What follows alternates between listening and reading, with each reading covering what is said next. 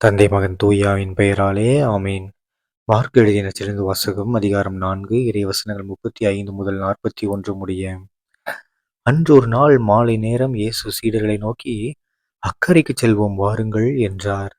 அவர்கள் மக்கள் கூட்டத்தை அனுப்பிவிட்டு படகில் இருந்தவாறே அவரை கூட்டிச் சென்றார்கள்.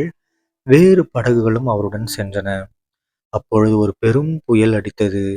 அலைகள் படகின் மேல் தொடர்ந்து மோத அது தண்ணீரால் நிரம்பிக் கொண்டிருந்தது. அவரோ படகின் பிற்பகுதியில் தலையணை வைத்து தூங்கிக் கொண்டிருந்தார். அவர்கள், போதகரே, சாகப் போகிறோமே, உமக்கு கவலை இல்லையா என்று சொல்லி அவரை எழுப்பினார்கள். அவர் விழித்தெழுந்து காற்றை கடிந்து கொண்டார். கடலை நோக்கி, இறையாதே, அமைதியாயிரு என்றார். காற்று அடங்கியது. மிகுந்த அமைதி உண்டாயிற்று. பின் அவர் அவர்களை நோக்கி, ஏன் அஞ்சுகிறீர்கள்?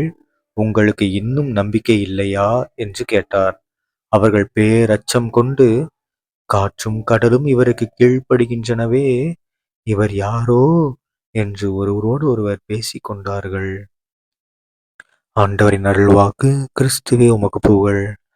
அன்பார்ந்த சகோதர சகோதரிகளே, இன்று பொதுக்காலம் 3ஆம் வாரம் ஜனவரி 31ஆம் தேதி 2026ஆம் வருடம் சனிக்கிழமை. இன்றைய நற்செய்தியில பாருங்க, நம்ம இயேசு கிறிஸ்து ஆண்டவர் என்ன கேட்கிறாரு?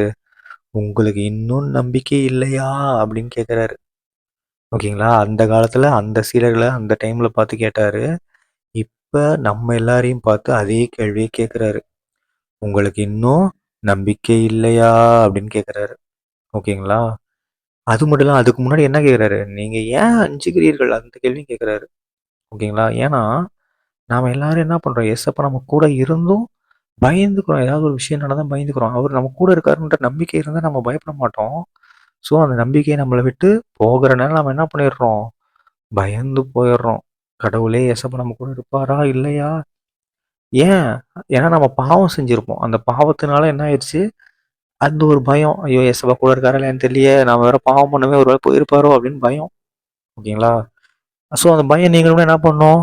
பாவத்தை விட்டு விலகணும். பாவத்தை விட்டு விலகணும்னா என்ன பண்ணணும்? முதல்ல பாவம் செய்ய செய்யணும். அப்பதான் பாவம்லாம் நம்மளை விட்டு போகும். இனிமேலும் நம்ம பாவம் செய்யாம நம்மளை நாம பாதுகாக்க முடியும்.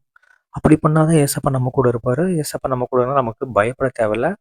பயப்படலைன்னா என்ன அர்த்தம்? நமக்கு நம்பிக்கையே இருக்குன்னு அர்த்தம். ஓகேங்களா? ஸோ நம்ம எல்லாரும் ஏசப்பாவோட பிள்ளையாக மாறணும் அப்படின்னா, அவர் மேல நம்பிக்கை வைக்கணும். ஸோ அவர் மேல நம்பிக்கை வச்சா நம்ம எதுக்கும் பயப்பட தேவையில்ல. சரிங்களா? தந்தை மகன் தூயாவின் பெயராலே ஆமீன். இயேசுக்கே புகழ். இயேசுக்கே நன்றி. மரியே வாழ்க. இயேசுவின் ரத்தம் ஜெயம். அல்லேலூயா. Praise the Lord.